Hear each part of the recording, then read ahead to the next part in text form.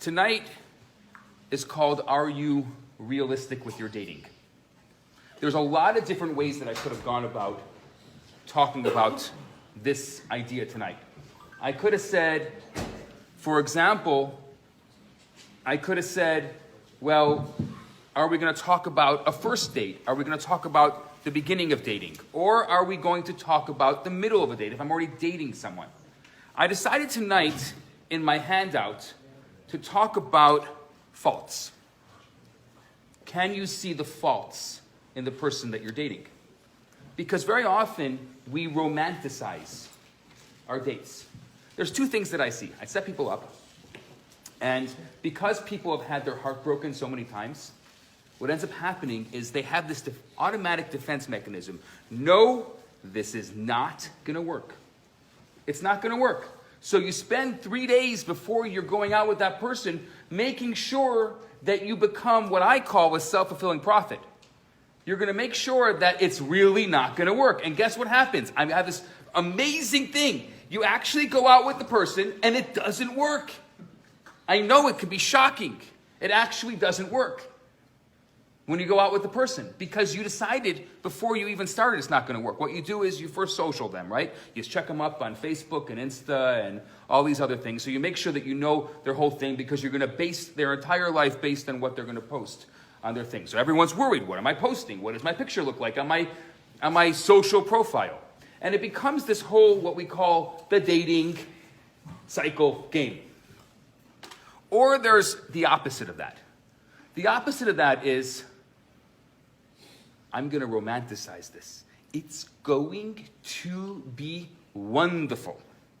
It's going to be great. It's going to be amazing. And what happens then? All those expectations get broken. Because it's not how you fantasized it. It wasn't like I had this idea of how it was going to happen, but it didn't happen that way. So, and obviously I'm talking two opposite extremes. So tonight I decided that instead of starting from the beginning, what I'm going to do is I'm going to start from the middle and see if we can work our way out. I'm going to talk now for 45 minutes. Afterwards, I have a lot of questions that I already see being put in the bucket. If you have any anonymous questions, you're welcome to put it in the bucket here, and I will take the questions out. And then I'll also ask, if you don't want to have an anonymous question, I'm happy you can ask your questions. And we'll have a little bit of a question and answer session as well, and I'll answer all your questions. So that way, if you came here to talk about what I was planning on talking about, you'll get something out. If you came here to hear your voice, you'll also get that experience as well. Everyone gets their own experiences. Let's start by talking about infatuation. What is infatuation? Have you ever heard of this term before? Good. Everyone's shaking their head. I don't have to talk about infatuation. Let's go on to the next thing. Lust at first sight. What? Lust at first sight. Lust at first sight. Infatuation. Now, as part of infatuation, you may end up convincing yourself that the object of your affection is perfect. And there are typically 3 reasons for this. I'm just looking at my handout here, and you're welcome to not have to feel the need to take all these notes, because you have the handout here, and if you don't have the handout, I'm happy to send it to you. Number 1, you just met the person and you don't know their faults. You don't know who the person really is. Actually, I'm going to go on to tell you that when you just meet someone, the odds are that you are going to see a part of them that is exactly the wrong part of them. You're going to see a part of them is not the part that they want to show you, even if it's perfect, even if a first date goes perfect. I am a huge fan of not allowing just one date, because the first time it's just awkward, and there's no way to unawkwardize it. It's just really, really awkward. And there's no way to change that. So if you're constantly basing, first of all, most people don't even do that. They're basing it on a picture. Swipe right, swipe left. I won't talk about that. They're basing it on a profile, on seeing someone. They look, seeing is believing. They're basing it on just someone that they're seeing. But let's pretend that we're going to go beyond the superficial, just basing it on someone you're seeing, and you're actually going to spend some time, and you're going to say, that I know who the person is, I did some research on them. Now you went on a first date, but you don't know who they are, and they will be showing the wrong side of themselves. So I always say the most important thing is to try to find a second date, because in that second date, you're going to have a much more realistic version of that person. Just by the way, I always say you got to give it 2 tries. People who always make their decisions, people tell me, I'll know in 5 minutes. Really? Let's think of other things that are important in your life. You decide in 5 minutes? Let's talk about your career. Oh yeah. I'll know if I want to be a doctor, I can figure it out in 5 minutes. If I want to be an accountant, I'll figure it out in 5 minutes. I'm going to go to university for 5 minutes. Anything that's important in your life, if someone comes to me and says, just get me in front of someone, I'll figure it out in 5 minutes. What are you talking about? This is a really important thing. And if it's something you're really spending time on, if you're really spending time and it's so important to you, then spend the time and figure out what's right and what's wrong. Don't spend 5 minutes on it. So, number one is this infatuation is that you just met the person and you don't know anything about them. You don't know who the person truly is. So you have to allow yourself to take the time to kind of figure it all out. Give it the time that it deserves. We live in such a fast-paced, this instant world. It's not worth it.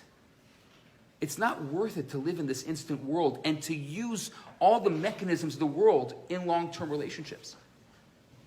Most people, what are they doing? They're basing their relationships on the movies. You know how long the movies are? They're 2 hours. So if you want to have a 2-hour relationship, base all your relationship advice on the movies.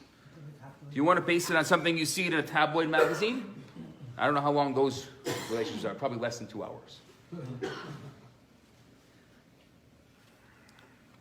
Number 2, you ignore his or her faults, or you're in denial of them. So you see the faults, but you ignore them because you're not being honest with yourself. You don't want to see the faults because you don't want to end something that's good. How many people end up in a relationship and they don't want to end something that's really good? And they'll never go into a serious conversation. They'll never try to figure out what's really going on, what's right and wrong. They'll never ask questions that will kind of go beyond the surface because I don't want to end something that's good. I don't want to go there. Number 3, you admit to his or her faults, but the infatuation is so strong that you brush them aside. It's similar to a patient after a major surgery that is put on morphine. He knows that there's pain, but he can't feel it. He can't access it, so he doesn't have to deal with it. So, too, with the infatuation. When you're infatuated, you know that the flaw is there, but you're so hooked on the infatuation that nothing seems to matter. In effect, you still see or view the object of your infatuation as perfect, because it's much easier to look at the world that way. It's much easier to look at the world through rose-colored glasses. And I'm not saying it's not a good thing. Optimism is obviously much better than pessimism when it comes to relationships. But at the same time, you also want to be somewhat realistic. And realism doesn't mean pessimism. It just means knowing what you're dealing with, knowing the faults, knowing the good, knowing the bad, knowing what's important to know. Now, the last element that we just spoke about is especially problematic because people who are doing this actually think that they're being realistic. They admit the flaw, but they don't realize that they're on morphine. Actually, the analogy of morphine is not so far from the truth. Studies show that when a person is experiencing infatuation, the substance that is called PEA is released into his or her system, and PEA has the potential to bring feelings of elation, of bliss, of euphoria. This substance, PEA, which is released in the brain, is also a natural amphetamine. This explains why people need so little sleep if they're infatuated. So perhaps a person who's infatuated is literally intoxicated. Maybe there's a certain rush that happens during that infatuation process, with all the hormones, with all the excitement, with all the backs and forths. That rush allows for the person to truly be in this blissful state, and that is exciting for the moment, but it only lasts as long as you're infatuated. And the moment reality hits, boom, what next? A man I once met was dating someone who had a tendency of being verbally abusive. She wasn't nasty all of the time, but sometimes she would slip. And she did so once in front of me. I told him what I had seen, and he later admitted to me that he saw this pattern, but he reassured me that he could handle it. So I suggested they get some premarital counseling, just to make sure that he actually could. She was completely opposed to the counseling. So what did he do? He brushed aside the verbal abuse, deciding that it was completely a non-issue. He was too intoxicated with his infatuation to internalize the seriousness of her behavior. After they married, unfortunately, she obviously, you can see the pattern, she continues her abusive behavior, and they eventually divorce. Now, I'm using an extreme example, and it's a true story, but had he sobered up earlier, the mistake could have been avoided. Not being realistic in your dating,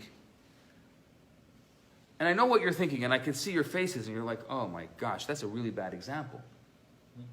But if you're saying it's a bad example, think about the exact opposite. Imagine that you're the kind of person who is pessimistic and you constantly are finding reasons like this why it's not going to work out. So be the opposite. Maimonides says that if you want to change your behavior, you should go to the opposite extreme. So if this is a behavior that you see as something that is natural for you, you may want to end up at the opposite extreme. Sometimes the person inebriated with infatuation asks something like, isn't love all about accepting and loving a person with all their flaws, or in spite of their flaws?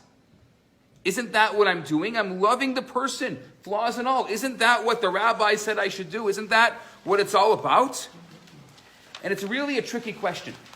The reason why it's a tricky question is in order to find an answer, you have to remember that infatuation is effortless, while love requires some effort. The difference between how infatuation deals with flaws versus how love deals with flaws is the following. Infatuation effortlessly ignores or plays down someone's faults. I'm going to say that again. Infatuation effortlessly ignores or plays down someone's faults. It's really easy to ignore what is real, what is true, and what's really going on in a person's life. Love consciously accepts those faults with effort, but chooses to focus on the positive with effort. So now let's talk about the flaws. While infatuation effortlessly ignores and plays down someone's faults, love consciously accepts those faults with effort, but chooses to focus on the positive with effort. So what happens to a truly loving relationship? How is a truly loving relationship different from an infatuated relationship? Because it's a very fine line if you think about it. What infatuation is and what love is, it can be a very fine line between an infatuated relationship and a loving relationship. In a loving relationship, for example, a serious marriage potential, the following happens. Now, obviously, I'm generalizing. I have no choice but to generalize. We're in a room full of many people. If I was talking about your specific story, your specific narrative, I wouldn't generalize. But here in this class, I'm going to generalize. And I apologize. I'm not talking about you. I'm talking about somebody else on the wall. Two people meet. This wasn't you. Nothing to do with any of you. This never happened to you. This is just some phantom person. They like each other. They share goals. They share values. There's attraction. Ah, we're in love. It's so wonderful. It's so nice. It's so blissful. They spend time together. They get to know each other. They actually talk. I'm shocked. It does happen every so often. Men and women do talk. Shocking. There's even some sparks. Maybe there were some fireworks that someone launched from behind her back, but there was some sparks. And they go beyond the image, so to speak. Then they talk. They spend time together. Some of their faults become more apparent. They don't ignore, they don't deny those faults. Rather, they responsibly consider whether they can handle those particular thoughts because they're coming up in the course of whatever's going on in their life. So they see it and they're conscious about it. In other words, they're able to assess the authenticity of this real relationship as they progress. They build the foundation of the marriage. They build it on shared values. They build it on honesty. They build it on respect, on knowledge, and yes, of course, most importantly, and I say this most importantly, attraction. Rather than what would be maybe wishful thinking or blind attraction. Maybe at some point we can talk about, if you have this question, I can differentiate between blind attraction and real attraction. The false sense of security that often happens. The relationship is built on an assessment and an understanding and a mature acceptance of their spouses' imperfections, and not a denial of them. That is this, I guess, euphoric type of idea. Now, let's talk about love. I'm sure for those of you who heard me before, I've always questioned what is love. What is love really? Does love really exist? Is love an integral part of a relationship? I know that the movies taught us that, and I know that we've read romance novels and they've taught us that. And I know that the overarching idea out there in the world is that, I mean, nobody would get married if not for love. Of course, it's all about love. But what is love? And is love, I mean, whatever version of love you have, is that version of love that you're thinking about right now, is that an integral part of a relationship? I'm just asking that question. I'm putting it out there for you. It's important to check yourself. Just kind of check the facts in your minds, because it could be that the facts in your mind came from some TV show. And maybe in the TV show it looked like love, but that was some writer that constructed that love experience. And is it real? And if you have that same experience, you're like, oh my gosh, I'm experiencing the same thing that What's-His-Face experienced on that particular show. I mean, it's unbelievable. This is amazing. But then it doesn't pan out the same way it panned out for him or her. And so you get into trouble by thinking that the rest of the narrative, the rest of the movie is going to be exactly the way you expected the movie to be, because that's the way you saw it in the movie. So there's a couple that I know. They've been married for a few years. But they're already during the dating, there was one big issue. The guy was often late. Now, he wasn't the conscientious type. So now she had a decision to make. Could she marry him? There were a lot of things that were very right about him, and they were very right about the relationship. But she decided that she could handle it. She knew what she was getting herself into. She knew that the guy was always late. She knew exactly what was going on, and she decided that I can deal with this. It's okay. Now, anyone happily married, including this couple, will admit that imperfections that you know about a particular person, they could become annoying at times. But if you have a strong foundation to your relationship, a relationship that's based on reality, the faults become less significant over time. You still see them, They still exist, but they're not as important because you're starting slowly over time to see that there is a bigger picture. He even began to change and improve as a result of the marriage. I know what all the women are thinking. You see, she had a fixer-upper, and she had an effect on him. And yes, it's true, I can slowly change my men. I know there's a lot of women, I know I'm generalizing, there's a lot of women who like to go out and change their men. For some reason, it became this thing. I'm going to go change him. I'm going to find the guy that I can... exactly, the most messed up guy possible, and I am going to be able to... When she's changed him, then she leaves. What? Because she got what she wanted. Then Of course. When she changed him, she leaves. Because that's not the person she married. Very good. Once she changes him, she leaves because it's not the person she married. The point is that she was marrying a version of him that didn't really exist. So when she got that version, she realized that I don't even want that. I wanted the guy that I originally had because that's the guy I fell in love with. So you got to be careful about the fixer-uppers. What? But back to the other question, what's love? But what's love? There we go. You see all these existential questions. This is very difficult stuff. They expect me to talk about this stuff. How am I going to talk about it? Because it's so complicated. And the funny thing is, here I'm a guy, and like, guys don't know anything about love and marriage and anything. So automatically, as part of the male species, I'm having a very hard time talking about this to begin with. What? I have a title. So because I have a title, because I carry the title, I can just say whatever I want, right? Love. What's love got to do with it? Love, it's okay, it's wonderful, it's great. What the heck is love anyway? So now, the fixer-upper. Are they going to change? I don't think it's always a good idea.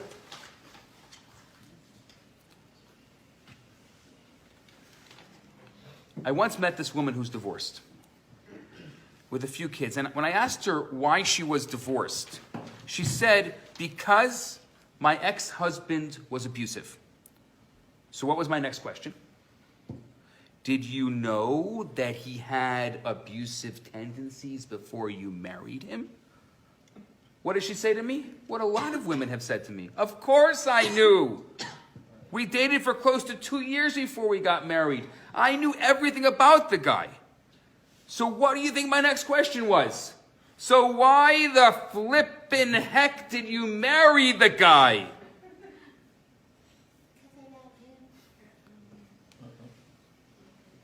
I married him, she says, because I thought I could handle it. And I thought he would change after we got married. There's this idea that somehow, magically, this guy is going to change. Like all of a sudden, we're going to get married, he's going to put a ring on my finger, and all the abuse is going to go away. When we marry people whose faults are so damaging that the relationship can't survive unless that person changes, that person will probably never change. Because we didn't marry them. We married the version of who we want them to be. When we can honestly handle someone's fault, and we marry the person as they are, without it being fully conditional on them changing, that's when people will. The funny thing is, the more expectations you have, the less people are going to live up to those expectations.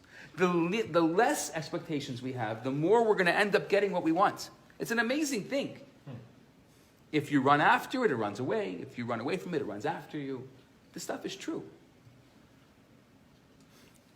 I know I'm speaking traditionally here, but I'm allowed to. I'm a rabbi. I get the rules. I can speak traditionally. But I think that traditionally, there's a reason why a man has to run after a woman and a woman should not run after a man. Because the man needs to look. He needs to look for the woman like he lost something. I ever see a guy who lost his iPhone? Or his car keys? Have you met guys who have lost their car keys? You know what they do? They will turn the entire house upside down until they find it. That's why you have to look. That's how you have to look. You look for someone like you lost your car keys. You turn the entire house upside down. Then again, I'm gonna at the same thing. I'm gonna bash the men, but I'll bash the women too. A woman comes to me a few weeks ago, and she says, and I knew about this, a couple I set up. They've been dating for about 2.5 years, and she's like, I'm waiting. And she says to me the following: I think I'm going to break up with him because I think I'll be waiting forever. So you know what I say? We live in a world of equality. Why don't you go buy him a watch and propose? Get down on a knee and propose. No, I can't do that. The guy's got to do it. I don't understand. Do we live in a world of equality or not? Well, guess what? She did it. She proposed to him, and he said yes. Did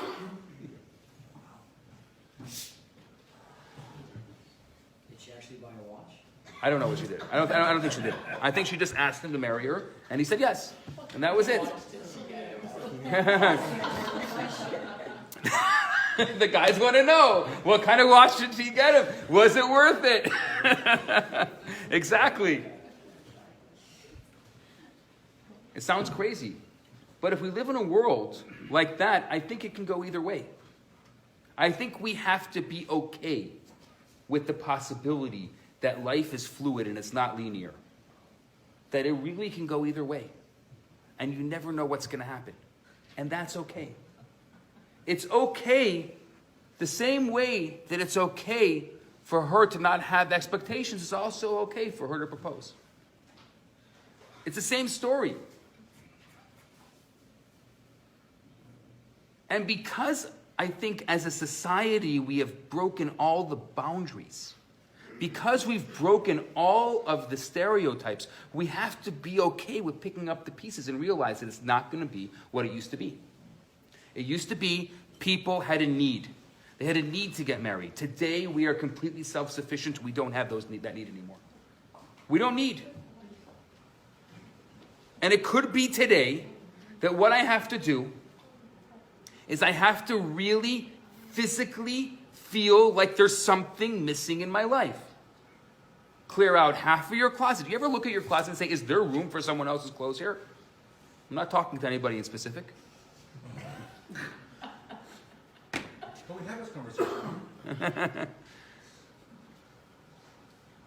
Do you have physically, let's start from the basics. Physically, do you physically have space in your life for someone else?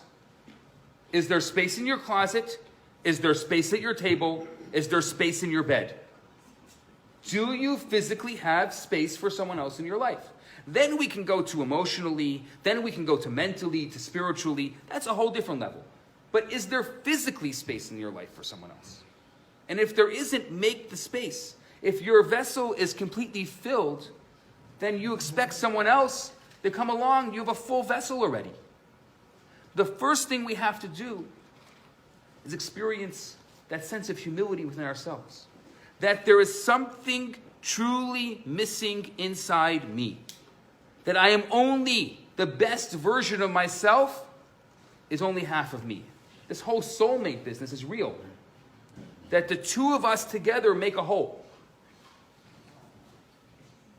Which means the best version of myself alone is only half. That's the best version of myself. And I'm not even that. So I'm not even the half of who I can be potentially. And because I'm not even half of the person that I can be potentially, I need to go look for it like I lost my keys. It needs to be that important. And I know there's so many important things and so many things in our lives that are vying for our attention. We have to finish binge watching those episodes of whatever else we were watching. I mean, Shtisel, very important. Have you watched Shtisel? It's the first Haredi show about nothing. It's amazing. It's great. It has this alluring, captivating thing. I want to just tell you, I actually watched an entire 12 minutes of it. And that is a record for me of watching a show straight. I'm not joking. And that was enough to base about my Haredi show about nothing. But it was very good. I picked up some very good lines. And if you know Hebrew and Yiddish, you get like all the translations over there, the subtitles. They don't know what they're... What's it called? Huh? It's called Shtisel. It's Pick up on the Netflix thing now. That's a theme for the porn party. And if you don't know about it, then you're living under a rock. Huh? About them making a sandwich turned me off right away. The trailer about the smoking sandwich. Anyway, so exactly. When we marry people whose faults are so damaging that the relationship can't survive unless that person changes, that person will probably never change. Because we didn't marry them. We married the version of them that we want them to be.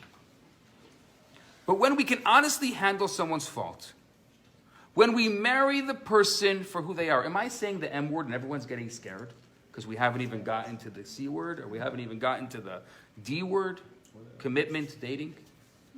We're only at the S word, we're seeing each other. I see you, you see me.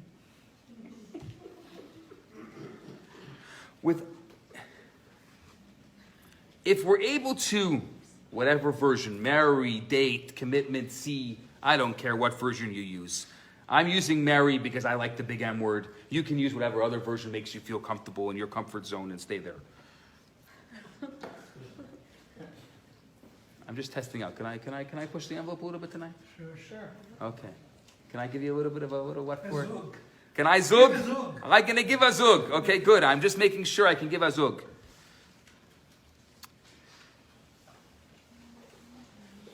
If you marry someone with the condition that they're going to change, you're not going to get anywhere. If you marry them unconditionally, it's amazing what happens, because what you're doing is you're allowing them to put their best self forward. Because they know that they are accepted unconditionally. Unconditional love is such a powerful thing. I don't know what love is, but I know what unconditional is. So I'm going to put them together because it sounds good. Unconditional love. But I'm talking more about the unconditional. By accepting someone and all their shtick unconditionally. And they know it. They know you don't like it, but you accept them for who they are. Why? I don't know. And you know what? You don't have to have a reason. You can say, because I care. Because I'm a compassionate person. Because I am a person who has a heart. And I wear my heart on my sleeve, to quote Shakespeare. That's okay. That's all you need. Unconditional is what we expect our parents to be. And very often they fall short of that. So maybe a lot of us are secretly looking for the unconditional. Maybe we want our mate to secretly be our mom or dad, to give us the unconditional that our parents never gave us. Huh? And that was like the past 20 years of therapy for you. Just all in one word, and the rabbi is bringing up too many things tonight, so I'm going to just stop there. So now let's go, and I want to turn the table. We spoke about the other, but what about me?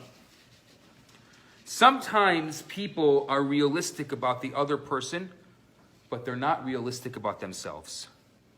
They're not realistic about their faults. So very often, there's two versions of people that I see. The people that come to me with a long list. It's like a shopping list, and it goes, how many things I can't even tell you. And the people who say, what are you looking for? I don't know. What are you looking for? I have no idea. You know, just get me anyone. I don't care anybody. They have a nose? Good. Huh? They have two eyes? They have a mouth? Sounds good to me. They have a pulse?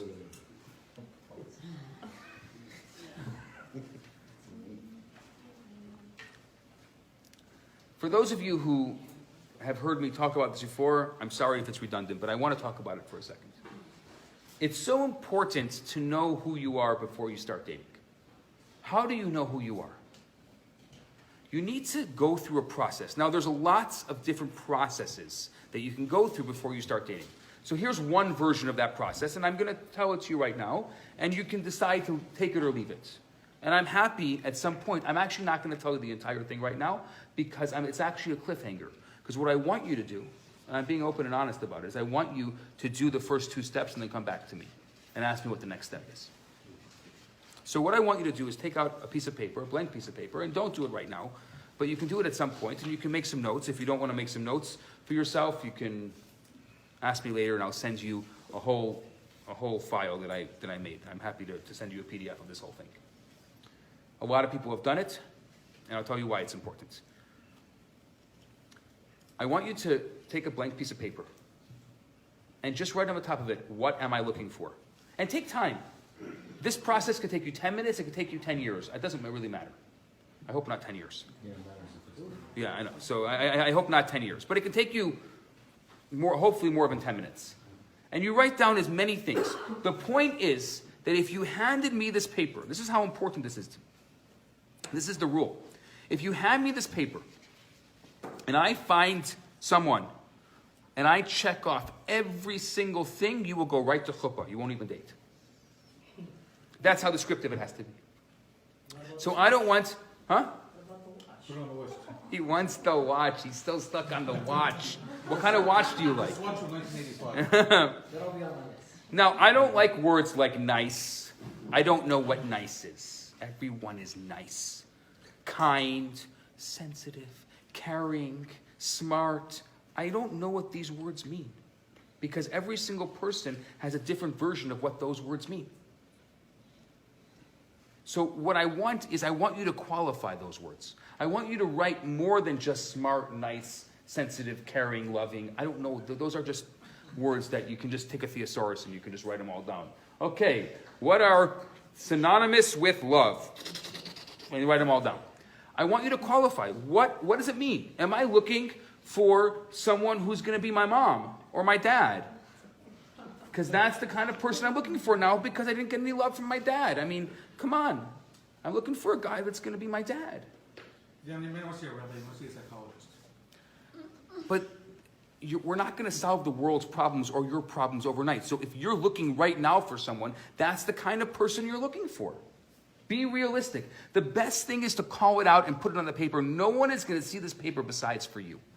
So call it out. Make it real. And put it down on the paper. I promise you, you can safeguard it. You can stick it somewhere where you know no one will be able to touch it. Make sure you keep it on you at all times. So, because it's between you and the world. But you need to write it down. You need to say it. Say the thing. And if you're looking for whatever that version of yourself that you're looking for, just write it. Write what you need. Write what you want. Make your wish list. After you're done with that, I want you to take that paper and just fold it in half and put it aside. And then you're going to take another paper. The other paper is going to say, you're going to write on the top of it, who am I and what do I bring to the relationship? And then you're going to write all your qualities. And I don't want you to write, I'm nice and I'm smart and I'm sensitive and I'm awesome and I'm amazing. I want you to qualify your qualities, because that's what they're called. They're called qualities, so qualify them. And I want you to write it all out. And then you're going to take that paper. You can't look at the old paper. It doesn't work if you look at the old paper. You take the 2 papers and you look at them side by side. And you ask yourself, which may be the most powerful come to Moses moment you ever had. Can these 2 people be married? Can these 2 people, my version of myself and the version of the other that I want to be in a relationship with, can they be in a relationship? Are they complements of one another? Look at them.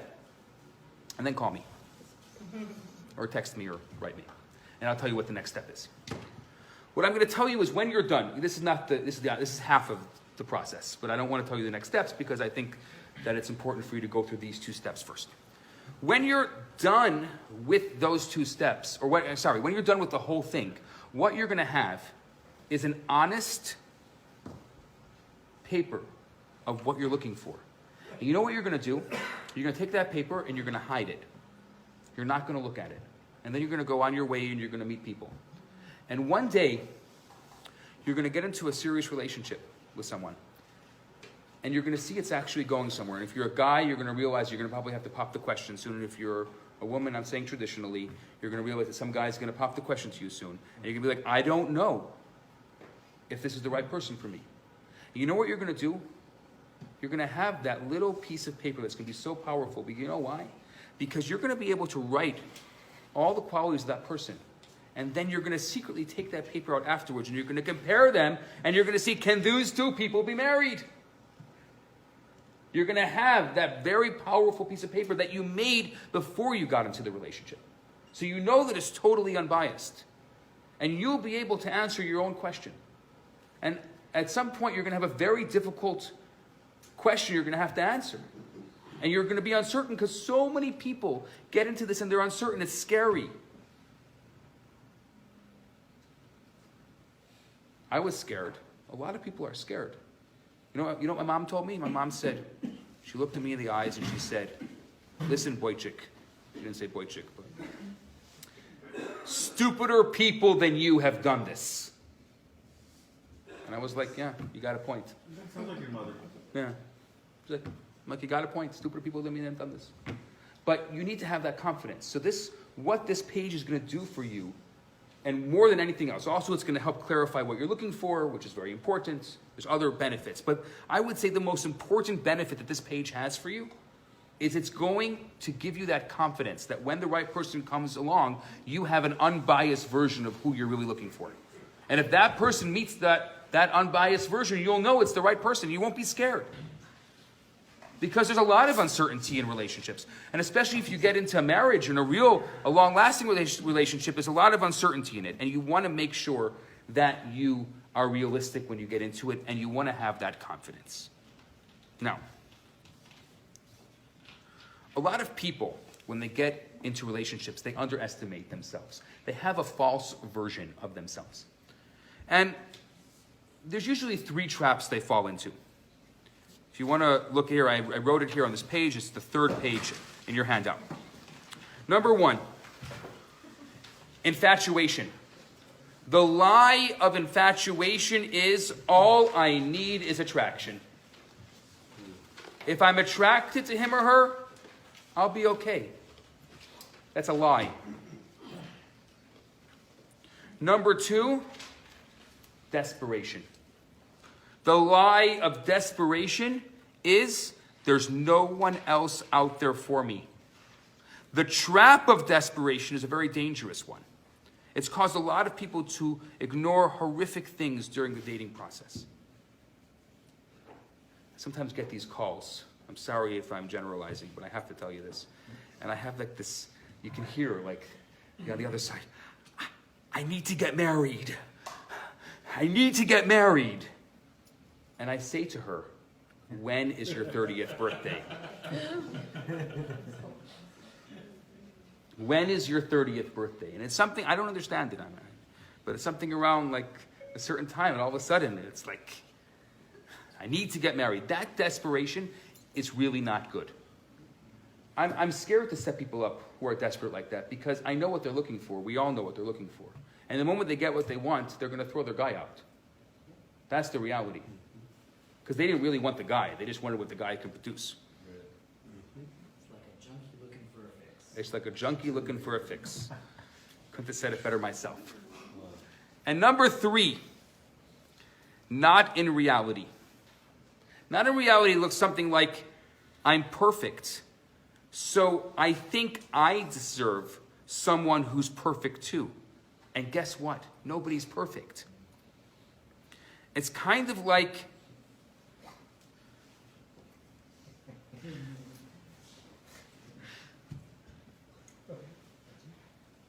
you got it, right? Do I need to say more? Good. Anyway, this 3rd trap can keep a person single forever. Forever is a long, long time. A long, long time. In order to avoid these traps, this is what I encourage you to do, the following.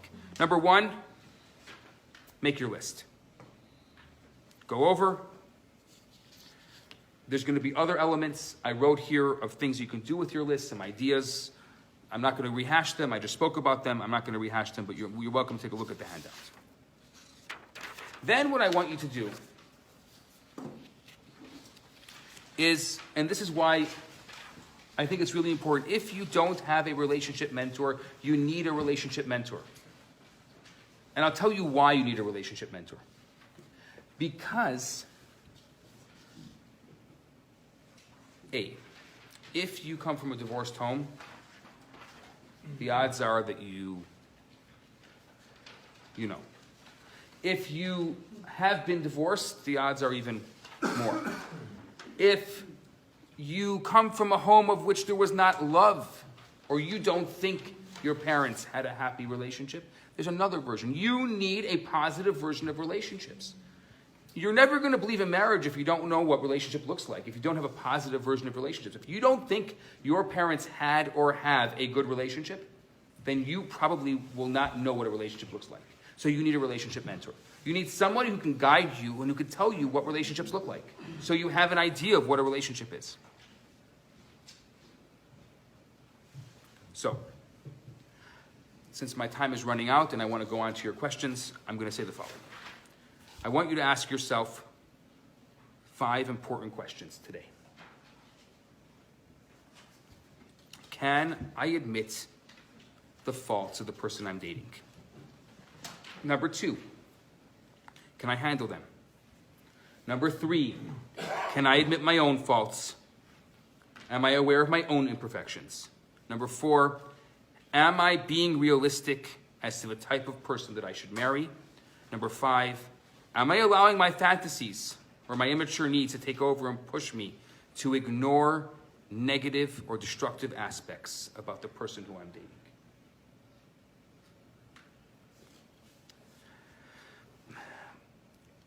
I'll tell you the truth, I was scared to talk about this tonight because I know, and I can feel the energy in the room. I know it's a little depressing, like, okay, well, where do I go from here, Rabbi? And I know it's tough, and I'm excited to get to your questions because I know that, and if you haven't had an opportunity, we'll pass this around before I finish. If anybody wants to throw some questions in, you're welcome to throw some questions in. And I know it's really hard to talk about these things, but I'd rather us be realistic. I'd rather tell it to you as it is, and as a result, you have what to think about. I really want you to go home tonight with a nugget, with something that you can think about, something that you can say, what am I doing wrong? Because if I'm doing the same thing over and over again, expecting different results, you know what that means. You're crazy. Crazy, man. So, if I just, one of these questions, or one of these ideas that I spoke about tonight, if they inspire you and you end up making a change as a result of it, I will say that my work tonight was good and we had a good session tonight. That's what I'll say. Now, what I'll do is I'll go on to questions. Before I go on to the questions here, does anybody have a question they want to ask me? Yeah. Not all at once, yes. What if your parents did have a good, happy relationship? And? Oh, forget it. So, And in what relation? So they had a happy relationship and? does that... So let's talk about this hypothetical person. Hypothetical person who hypothetically has parents who have a hypothetical good relationship. Does this person think that that is the kind of relationship they want to have? Yeah. Okay, so then there's no problem. That's great. So that person has a marriage mentor, their parents. Now, here's the next question that may be a little more complicated. Does that hypothetical person feel hypothetically that they can talk to the hypothetical parents about their hypothetical marriage and Hypothetically speaking, of course. they can speak openly to their parents? Okay, then there's no problem. What I'm saying is a lot of people today don't have that, but if that person has that, then there's no problem. But it's good for that person to also know that those people are your marriage mentors. And they're the people you're looking at when you talk about long-lasting and healthy relationships. And it's good. And I think, by the way, parents are very good.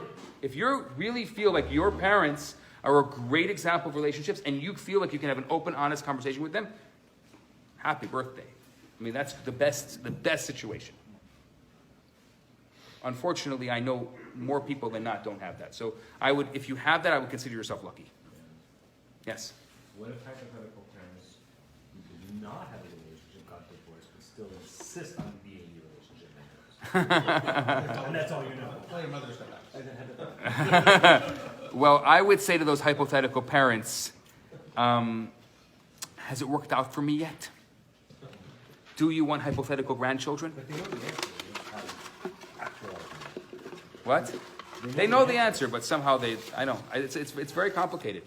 It's very complicated because you do have an obligation to honor your parents, and I'm not saying don't honor your parents, but you also have to be careful not to allow yourself to... Walk away. Just walk away. You're a big boy. I didn't say it. The rabbi didn't say it.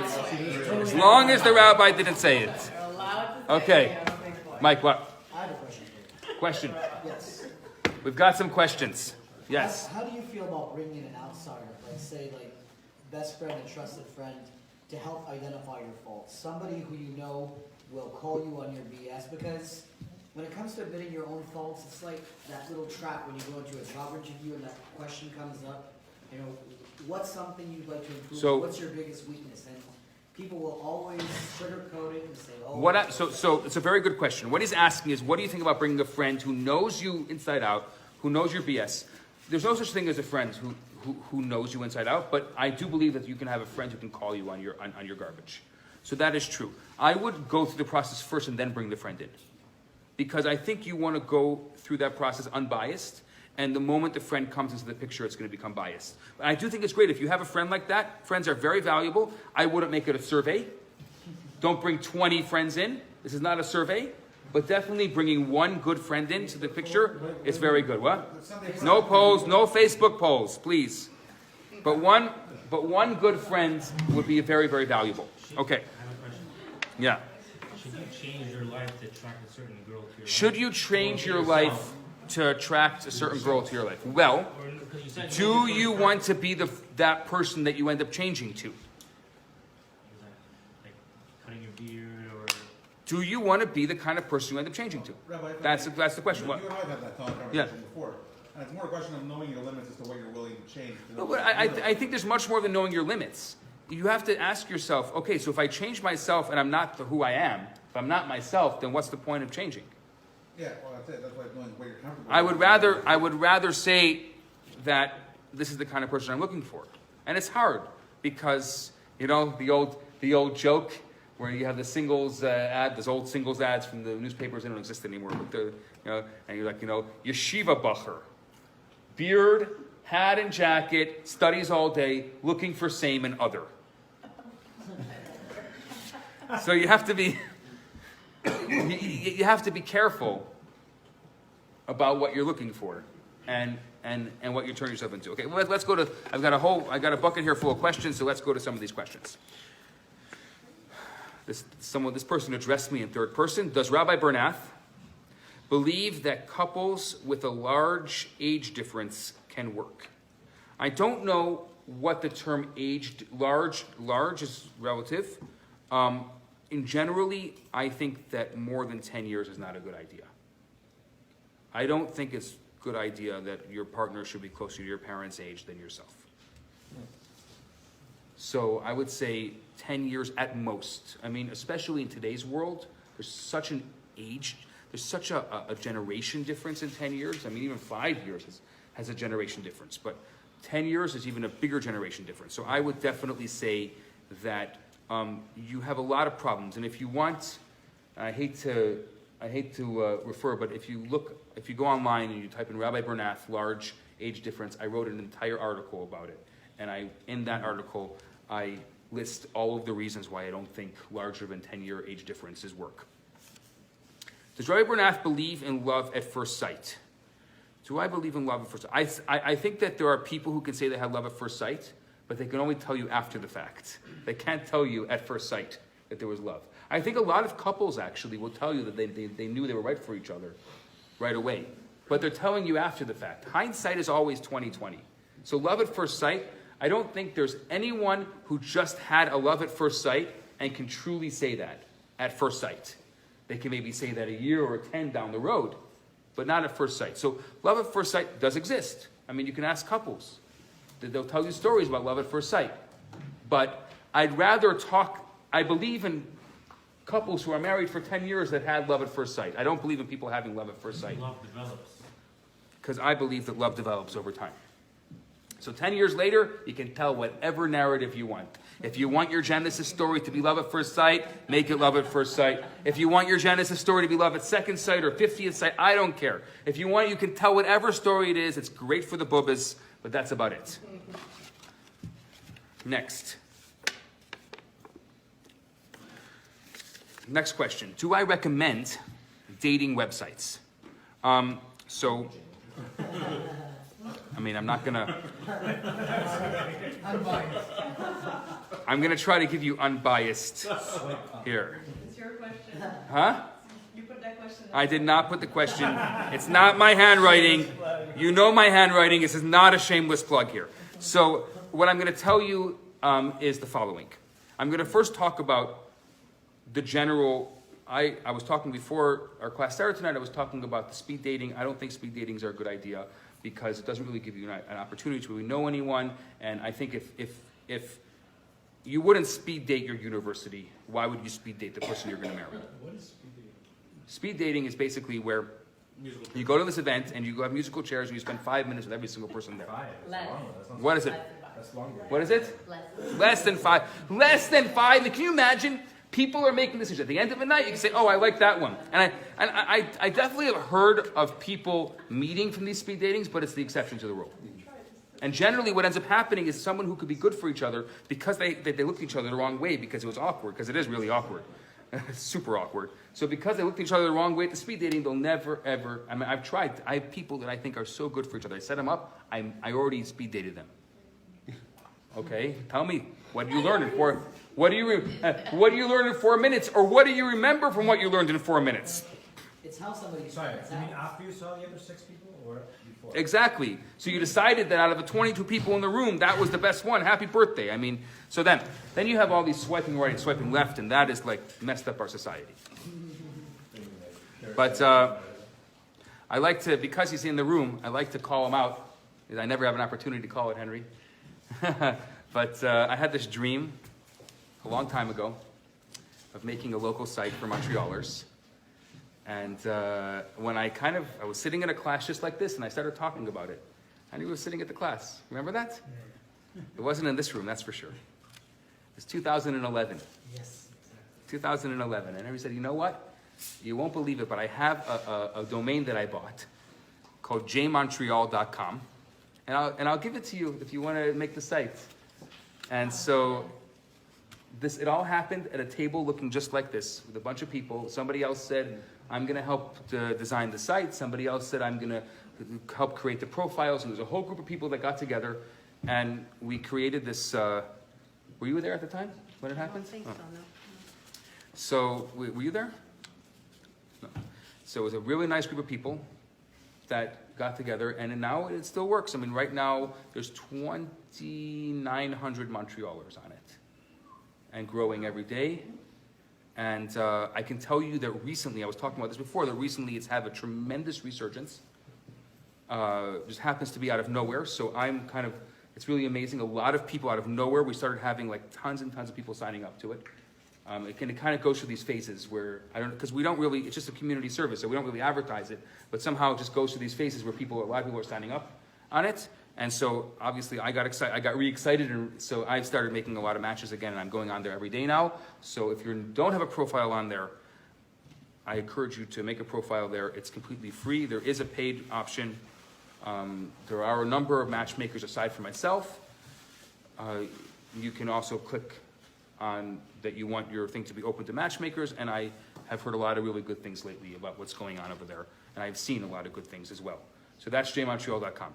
The other sites, I can't vouch for those sites. I've heard different stories. Some people have had success, some people not having success. I heard of a thing that's happening with these blind dates that are happening this Sunday. There's stuff going on in the city. My opinion in general, as long as it's not going to prohibit you from finding someone, I think that it's all good. Try to do as much as you can. Get out there. get on those sites. But the problem is, what ends up happening with some of the things that are going on is that every single time it doesn't work out, it's like, it didn't work out. So if you're taking it personally, then you may want to protect yourself a little more and make sure that you're getting into the right environment.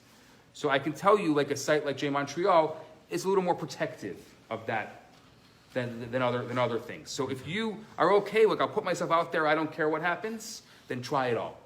But if you're someone who every single time you get someone that lets you down, you're gonna sulk over it for a year, then I wouldn't just put yourself out there like that.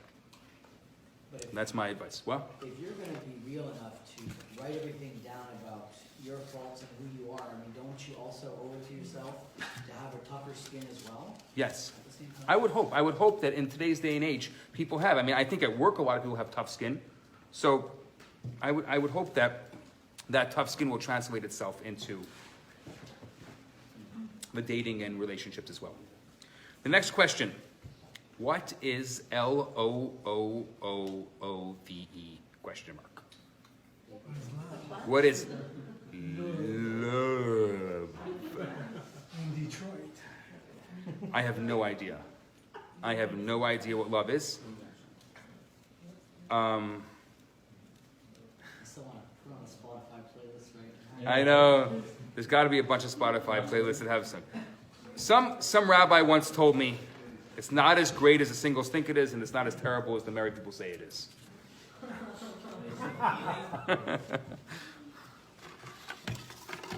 Okay.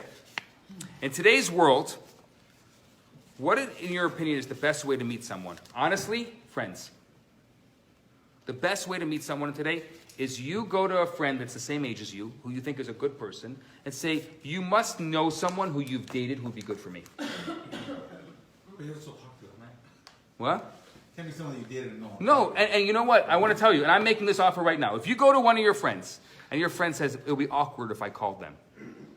No problem. Give me the number. I'll call them.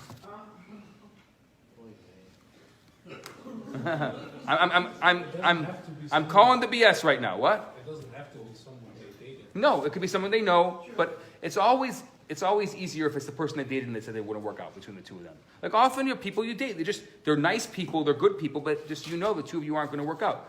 So share friends. That's just weird. Why?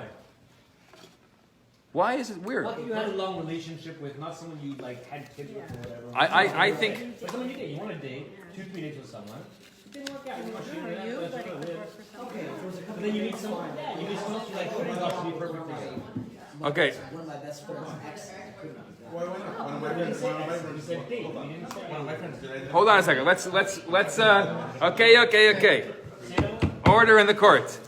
Well, very soon we're going to finish this thing. We have a limited time frame.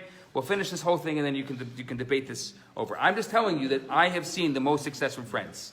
Well, here, we know one in question. Yeah. My ex and Yeah, friend of ours. exactly. were at the wedding. You have a lot of people have success, and I want to tell you also.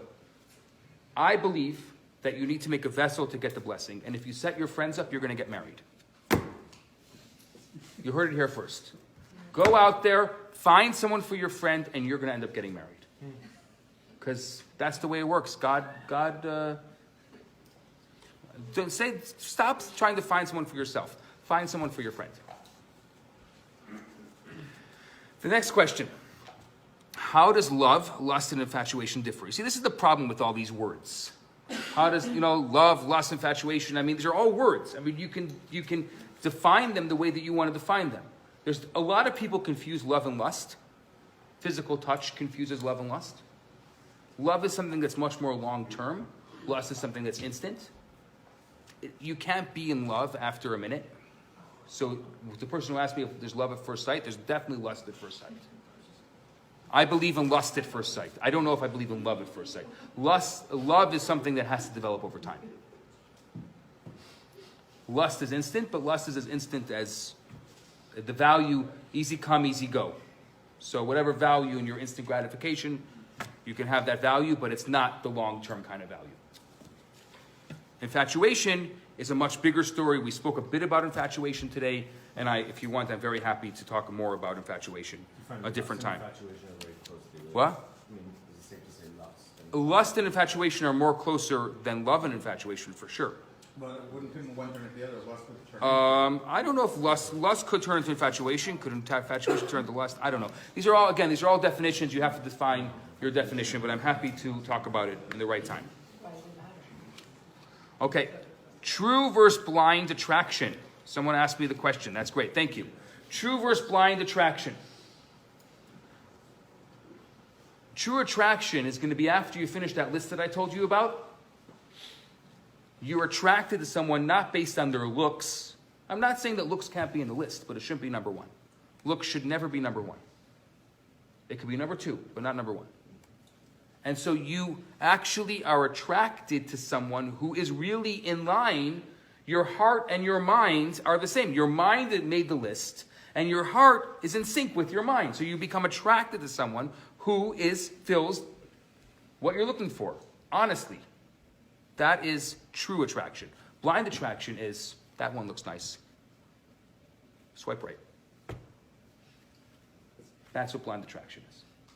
It could work. It could not work. I can definitely tell you true attraction is going to work much more than blind attraction. That much I can tell you. Is it true that the things we find cute at the beginning of the relationship end up bugging us later on? It's a very good question.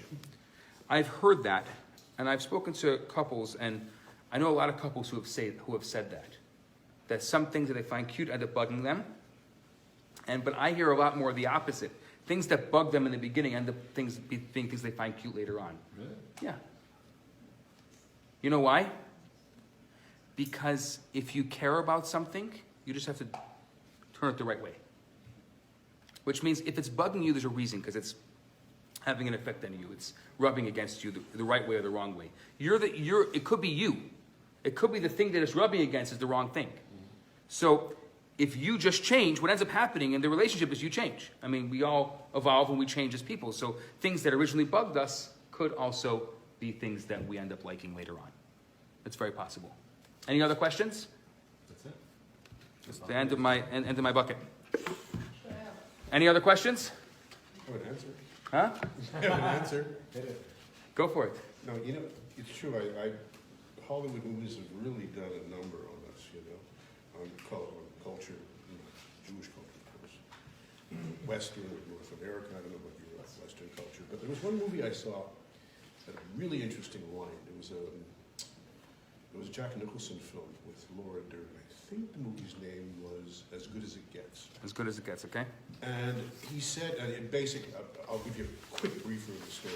Basically, he's a very misogynist, Jack plays a misogynist, cankerous, very highly successful novelist that lives next door to Laura Dern, who's an aspiring novelist, and they get together. Right? It was Helen Hunt. Helen Hunt, sorry.